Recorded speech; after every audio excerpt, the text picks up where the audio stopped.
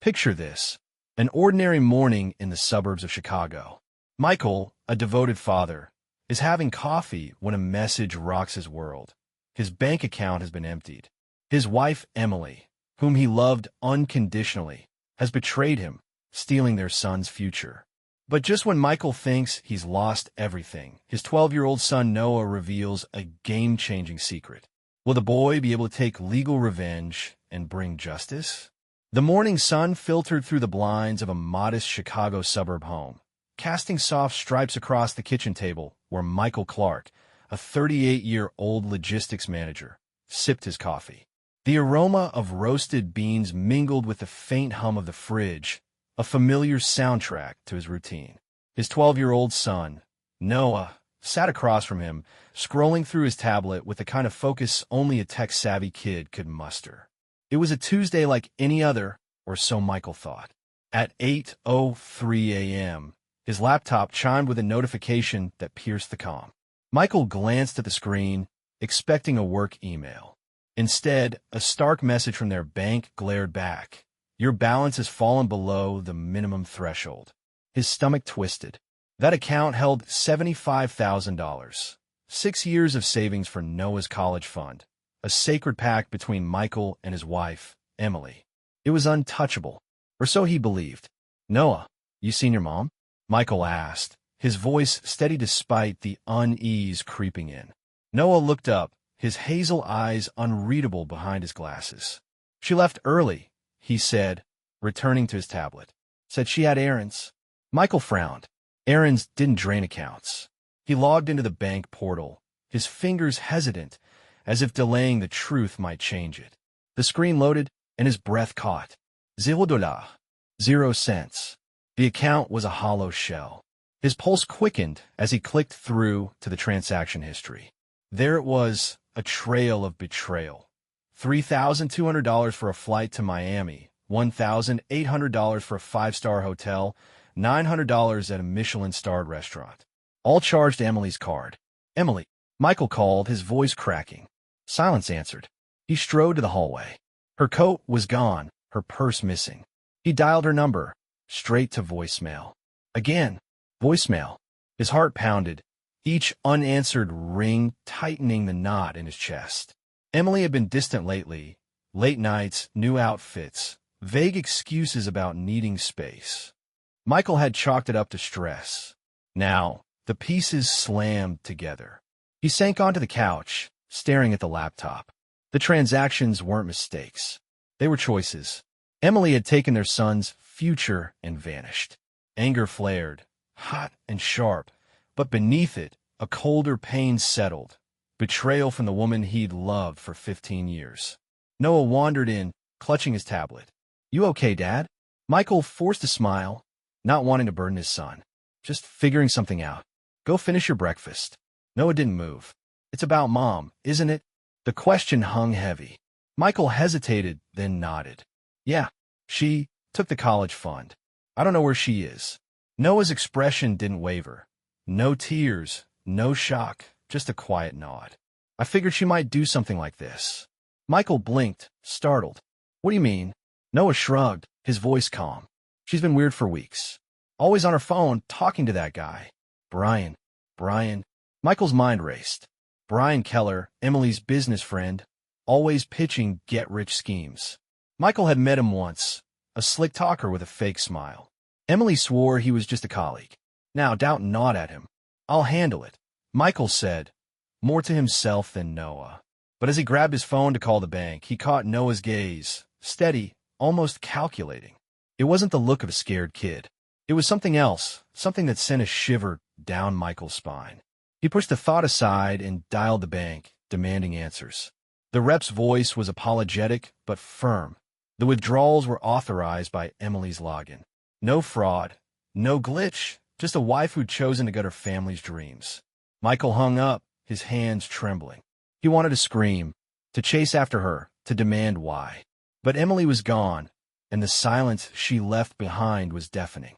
That evening, Michael sat alone in the living room, the laptop still open to the empty account.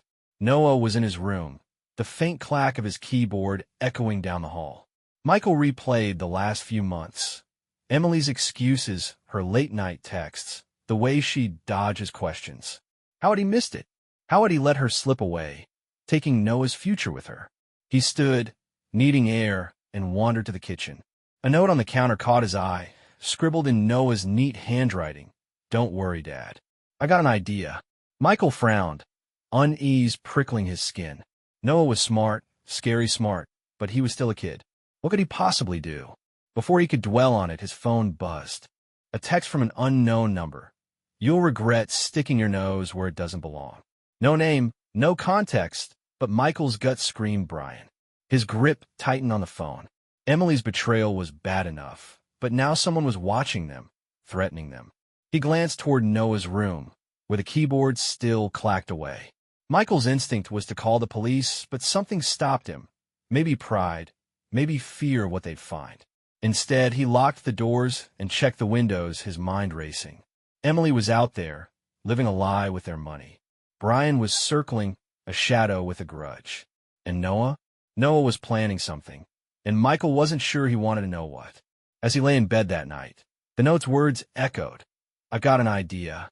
For the first time, Michael wondered if his son knew more about this mess than he did, and what he might do to fix it. The Chicago dawn crept through the curtains, painting Michael Clark's kitchen in muted grays. He hadn't slept, not really. Emily's betrayal and that cryptic text from Brian kept his mind churning. The coffee maker gurgled, but its familiar hum did nothing to soothe him. Noah, his 12-year-old son, shuffled in, his tablet tucked under his arm like a security blanket.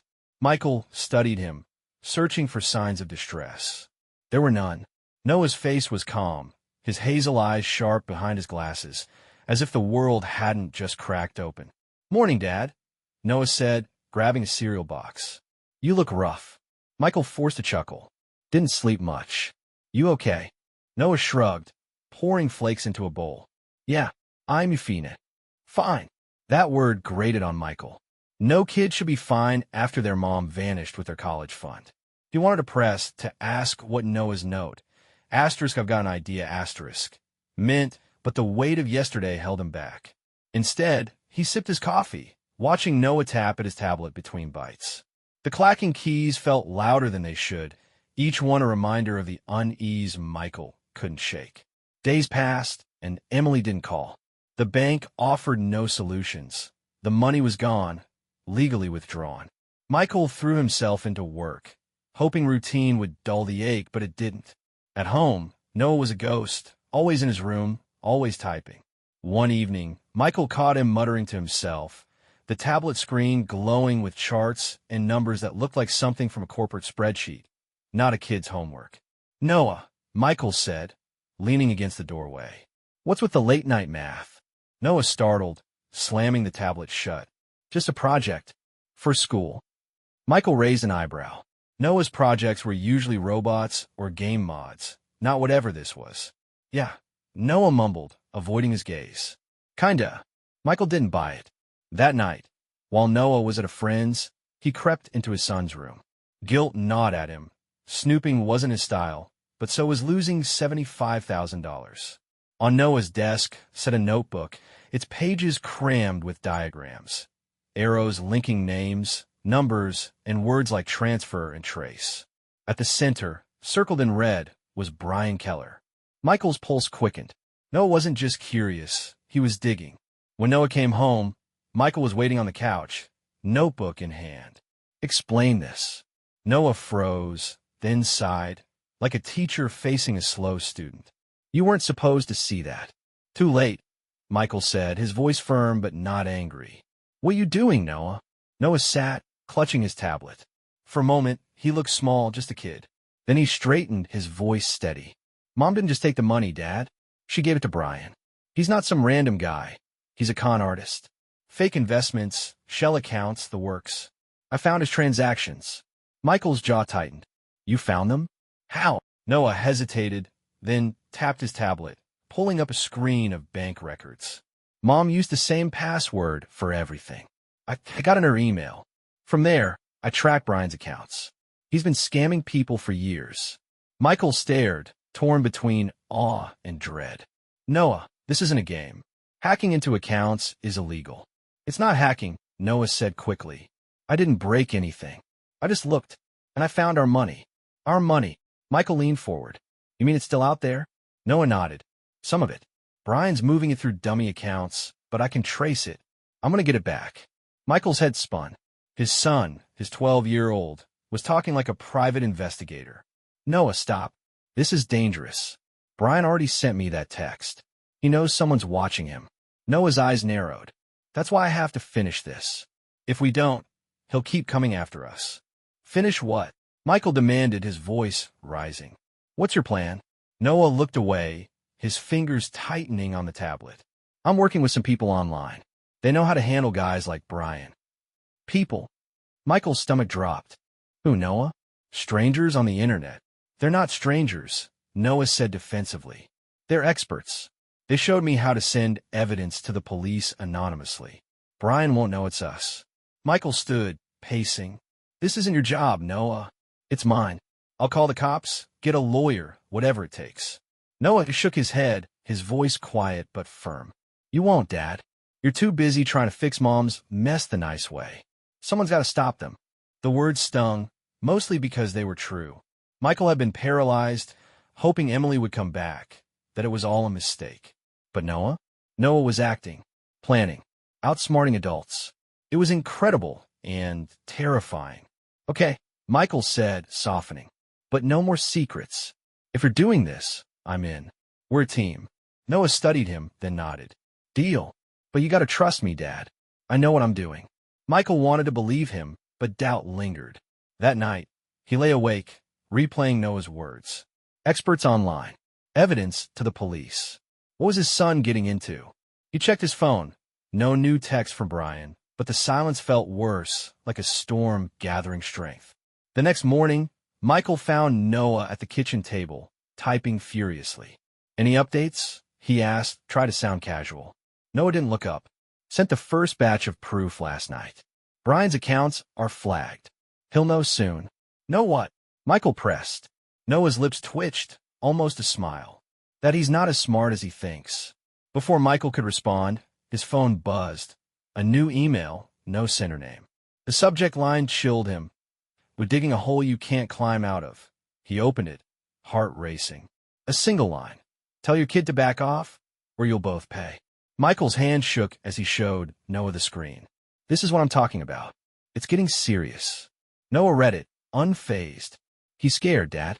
That means we're close. Close to what?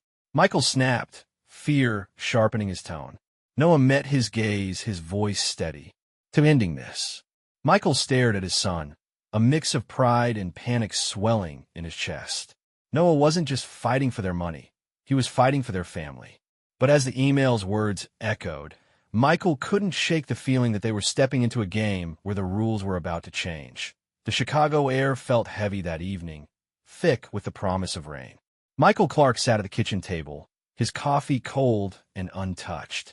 The email from Brian, asterisk tell your kid to back off, or you'll both pay asterisk, burned in his mind, each word a needle of dread. Across from him, Noah tapped away on his tablet, unfazed, as if threats were just another Tuesday.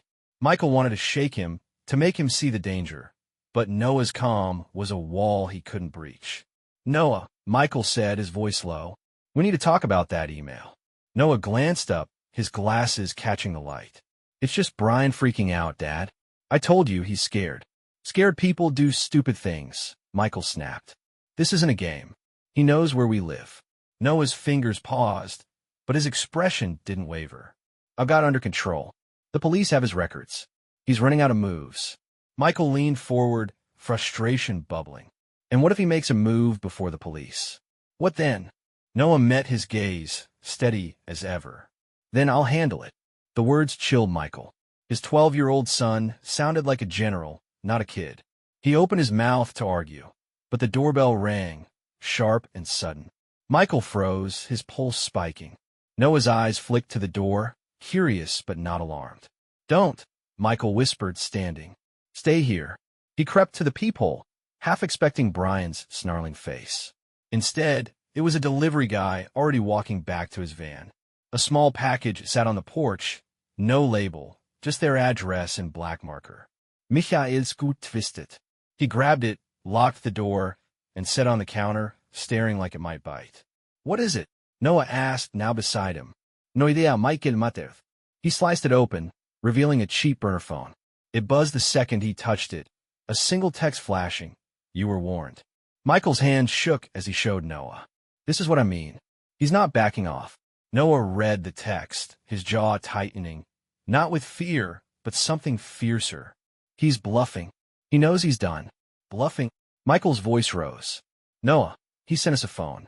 That's not a bluff. That's a threat. Before Noah could reply, Michael's own phone rang. The screen read unknown caller. His heart pounded, but he answered, putting it on speaker. Who is this? Michael. Emily's voice crackled through, small and broken. Please, you have to listen. Michael's anger flared, hot and raw. Emily, you got some nerve calling after what you did. I know, she said, her words tumbling fast. I messed up. I thought I thought he'd fix everything. But he's gone, Michael. My accounts are frozen. The police are asking questions. I'm stuck in Miami with nothing.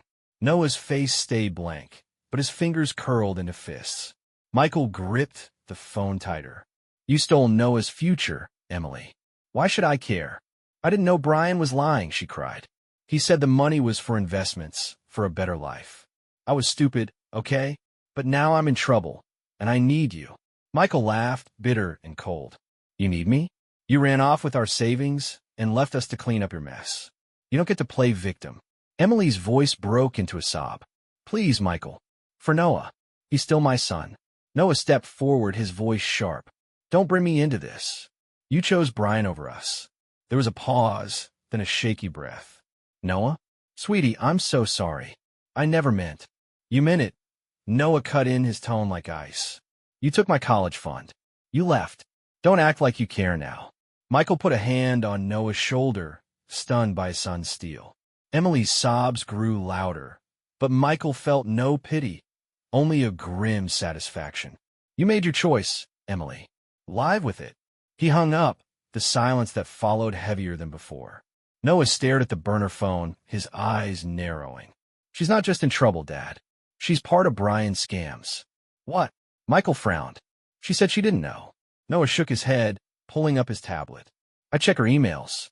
She signed papers for Brian's deals, fake investments, offshore accounts. She's not innocent. Michael's stomach churned. Emily wasn't just a thief. She was complicit. Noah, how deep are you in this? What else did you find? Noah hesitated, then swiped to a new screen. Screenshots of bank transfers, emails, even a photo of Brian and Emily in Miami bar, laughing like they owned the world. Enough to bury them, Noah said quietly. I sent it all to the cops last night. They're closing in. Michael's up battled his fear. You're sure it's anonymous? They can't trace it to you. Noah nodded. I used a secure relay. No one knows it's me. Michael ran a hand through his hair, torn. Noah's brilliance was saving them, but it was pulling them into a darker game. Okay, but no more moves without telling me. Promise. Noah's lips twitched, almost a smile. Promise. That night, Michael couldn't sleep. Emily's call, Brian's phone, Noah's evidence. It all swirled in his head. He checked the locks twice, peering out the window at the quiet street. Nothing moved, but the burner phone sat on the counter like a ticking bomb. The next morning, Noah was up early, already typing. Michael joined him, trying to keep things light. Big plans today? Noah didn't look up. Just checking something. Brian's getting sloppy. Sloppy how? Michael asked, pouring coffee. Noah tapped his screen, showing a new email, one Brian had sent to an unknown contact. It mentioned cutting losses and dealing with the kid. Michael's blood ran cold. Noah, he's talking about you. Noah's fingers stilled, and for the first time, Michael saw a flicker of doubt in his son's eyes. It was gone in a second, replaced by that eerie calm. Then we're closer than I thought. Closer to what? Michael pressed, his voice sharp.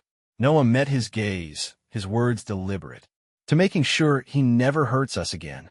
Before Michael could respond, a car slowed outside, its headlights slicing through the dawn. It idled, then drove off. Michael's heart raced. He hadn't seen the driver, but he didn't need to. Brian was circling, and Noah's plan was pulling them deeper into his crosshairs. Michael grabbed his son's arm, his voice urgent. "Whatever you're planning next, Noah, it ends now. We're calling the police." Noah pulled away, his eyes fierce. "The police are too slow, Dad. Trust me, I've got one more step." Michael stared, caught between pride and panic. His son was outsmarting a criminal, but at what cost? As the car's taillights faded, Michael knew one thing. Whatever Noah had started, it was far from over. Rain streaked the windows of the Clark home, blurring the Chicago street outside. Michael paced the living room, his phone clutched tight, the memory of that idling car from dawn gnawing at him. Noah sat cross-legged on the couch, his tablet glowing with lines of data Michael couldn't begin to parse. The burner phone from Brian, asterisk you were warned asterisk, lay on the coffee table, silent but heavy like a loaded gun. Michael's nerves were frayed, every creak of the house a threat. Noah, though, was steady, his fingers dancing across the screen with unnerving calm. "Noah," Michael said, stopping mid-step. "You said one more step. What is it?" Noah didn't look up. "You'll see soon, Dad. It's almost ready." Michael's jaw tightened. "No more secrets. Brian's circling us. I need to know." Noah sighed, setting the tablet down.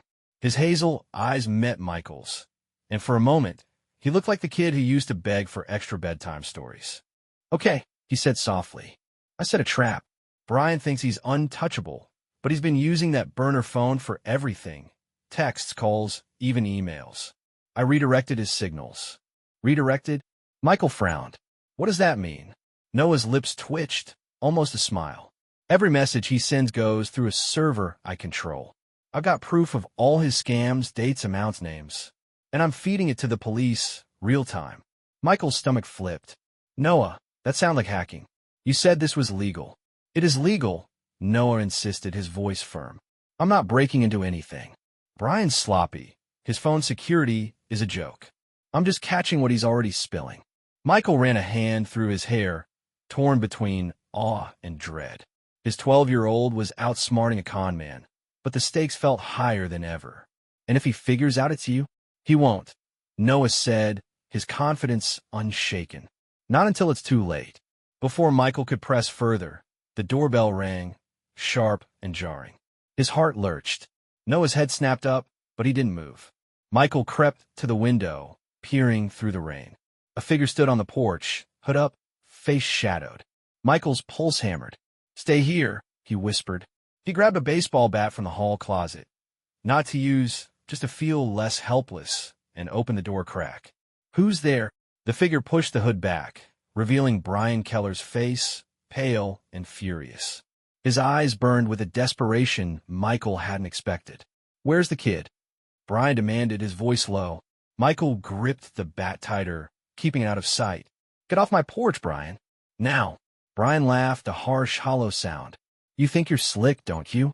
Digging into my business, sending cops after me. Call off your brat, or I'll make sure you both regret it." Michael's fear hardened into anger. "You stole from my son. You don't get to make threats." Brian stepped closer, rain dripping from his jacket. "I'm not the only one who'll pay. Emily's in deep, too. You want her in jail? Keep pushing." Michael hesitated, Emily's tearful call flashing through his mind. But Noah's voice cut through from behind. "He's lying, Dad." Michael turned, startled. Noah stood in the doorway, tablet in hand, his face calm but fierce. "Emily signed his deals," Noah said, staring Brian down. "She's not a victim. She's your partner." Brian's smirk faltered, his eyes darting to Noah. "You little. How do you know that?" Noah held up the tablet, its screen showing a recorded call, Brian's voice clear and damning, bragging about cutting Emily loose after their latest scam. "You sent this an hour ago," Noah said. "It's already with the police." Michael's breath caught. Noah hadn't just tracked Brian. He'd baited him, turning his own words into a noose. Brian's face twisted, rage giving way to panic. "You're bluffing." "Am I?" Noah tapped the tablet, and Brian's burner phone buzzed in his pocket. He pulled it out, his hands shaking as notifications flooded the screen. Screenshots, recordings, bank records. Every secret he'd thought safe, laid bare. Brian lunged toward Noah, but Michael stepped in front, the bat now visible. "Back off," he growled, his voice steady despite his racing heart. Brian froze, his eyes wild. Then, from the street, a new sound pierced the rain. Sirens, sharp and closing fast. Red and blue lights flashed through the downpour, painting the porch in stark relief. Brian's bravado crumbled. He stumbled back, muttering curses, as two police cars screeched to a halt. "Brian Keller!" an officer shouted, stepping out with a drawn flashlight. "And where we can see them." Brian's shoulders slumped, defeat washing over him. He raised his hands, glaring at Noah one last time. "This isn't over, kid." Noah didn't flinch. "Yeah, it is." The officers cuffed Brian and led him to the car, his protests drowned by the rain. Michael stood frozen, the bat slipping from his grip. Noah lowered his tablet, his expression unreadable. "Told you I had it under control," he said quietly. Michael turned to him, his voice shaking. "Noah, how did you do that?" Noah shrugged, a faint smile breaking through. "He made it easy. Bad guys always slip up." As the police cars pulled away, Michael's relief was cut with unease. Noah's trap had worked. Brian was gone, his scams exposed. But the ease with which his son had orchestrated it, the cold precision, left Michael reeling. He pulled Noah into a hug, needing to feel he was still just a kid. "You scared me," he admitted. Noah hugged back, his voice muffled. "I was a little scared too." The admission, small as it was, eased Michael's heart. But as they stepped inside, the burner phone buzzed again, a new message from an unknown number. "You got him, but I'm still out here, Michael." The Chicago rain had stopped, leaving a damp quiet over the Clark home. Michael sat at the kitchen table, sunlight glinting off his untouched coffee mug. The events of last night, Brian's arrest, Noah's trap, Emily's cryptic text, felt like a fever dream. Noah, his 12-year-old son, was sprawled on the couch, tablet in hand, scrolling as if he hadn't just dismantled a criminal's world. Michael watched him, pride tangled with worry. Noah had saved them, but the cost of his brilliance lingered like a shadow. "Noah," Michael said, breaking the silence. "We need to talk." Noah looked up, his glasses slipping slightly. "About what?" "Brian's gone. We won." Michael leaned forward, choosing his words carefully. "You did something incredible, but it was dangerous. You're a kid, not a detective. I should have handled it." Noah's brow furrowed. "You were trying, Dad, but someone had to stop them. I just did what I could." Michael's chest tightened. Noah's "what I could" had outsmarted two adults and landed one in jail. He stood, pacing to ease the knot in his gut. "I get it, but you can't carry this stuff alone. Promise me, no more secret plans." Noah hesitated, then nodded. "Okay, I promise." The doorbell chimed, soft but startling. Michael tensed, memories of Brian's visit flashing. He peered through the window, a courier dropping a letter before leaving. No package, no burner phone, just an envelope with their address. Michael grabbed it, his hands steady but wary. Inside was a single page, handwritten, Emily's familiar scrawl. "Dad," Noah called, now beside him. "What's that?" Michael scanned the letter, his jaw tightening. "It's from your mom." Noah's face stayed blank, but his fingers twitched. "What'd she want?" Michael read aloud, his voice flat. Asterisk. "Michael, Noah, I know I don't deserve your forgiveness. I was wrong about Brian, about the money, about everything. I thought I was building a better life, but I hurt you both. I'm facing the consequences now. The police have my name, and I'll answer for it. Noah, you're stronger than I ever was. I'm proud, even if I've lost the right to say it. I won't contact you again. I'm sorry." Asterisk. Silence fell, heavy and raw. Noah stared at the floor, his calm cracking just enough to show a flicker of pain. Michael folded the letter, unsure what to feel. Emily's words were sincere, but they didn't erase the theft, the abandonment, the nights he'd lain awake wondering why. "She's proud," Noah muttered, his voice sharp. "She doesn't get to be proud." Michael put a hand on his shoulder. "You don't have to forgive her, Noah. Not now, maybe not ever. But she's out of our lives. That's what matters." Noah nodded, but his eyes lingered on the letter. Michael saw it then, the hurt beneath his son's steel, the kid who'd fought so hard to fix what Emily broke. He pulled Noah into a hug, holding tight. You're enough. You hear me? Just as you are. Noah hugged back, his voice muffled. Thanks, Dad. Days later, Michael got a call from the police. Brian had been charged, fraud, money laundering, the works. He'd be behind bars for years. Emily, too, faced justice, community service, and a fine for her role in Brian's scams. She'd lost any claim to Noah, the court barring contact. The college fund was restored, every dollar traced, and returned thanks to Noah's evidence. Michael marveled at it, but the victory felt fragile, like glass waiting to crack. One evening, they sat on the porch, pizza boxes between them, a rare treat to mark a new chapter. Noah was animated, talking about a coding club he joined. They're working on apps for kids in hospitals, he said, his eyes bright. I'm going to help. Michael smiled, warmth spreading. Sounds like a plan. Just no more taking down bad guys, okay? Noah laughed, a real laugh, not the guarded one Michael had grown used to. Deal. Unless they're really bad. Michael chuckled, but his mind drifted to Emily's letter, to Noah's quiet pain. His son was a genius, no question, but brilliance needed balance. Noah, he said, serious now. What you did, it was right, but it took a lot out of you. Out of us. Next time life gets messy, let's figure out together. Noah looked at him, thoughtful. I didn't want you to worry, Dad. But yet, together's better. Michael nodded, satisfied. Noah's talent was a gift, but it was his heart, fierce, stubborn, and good, that made him special. They finished their pizza as dusk settled, the city humming softly around them. Michael thought of Emily, somewhere out there, facing her reckoning. He felt no pity, only relief. She'd chosen her path, and they'd chosen theirs. A week later, they moved to a new house, a fresh start, no ghosts of burner phones or broken trust. Noah's room was already a maze of wires and screens, but he'd taped up a photo from years ago. Him, Michael, and Emily at a carnival, all smiles. Michael saw it and paused. You kept that. Noah shrugged, adjusting his glasses. It's not about her. It's about us. The good stuff. Michael's throat tightened. You're smarter than me, you know that? Noah grinned. Maybe, but you're better at pizza orders.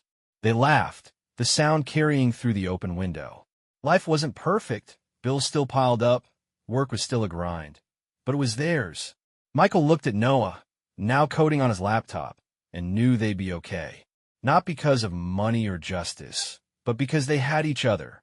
As stars blinked on above Chicago, Michael stepped outside, breathing deep. The past was done, buried in courtrooms and choices. Ahead lay something better, not just a new home, but new dreams. Noah's app idea, Michael's plans to coach Noah's soccer team, maybe even a road trip next summer. Small things, real things. And for the first time in months, Michael felt light, like the future wasn't a wait, but a promise. Inside, Noah called out, Dad, check this out. I made a game. Michael smiled, heading back in. Whatever came next, they'd face it together, one step, one laugh, one day at a time.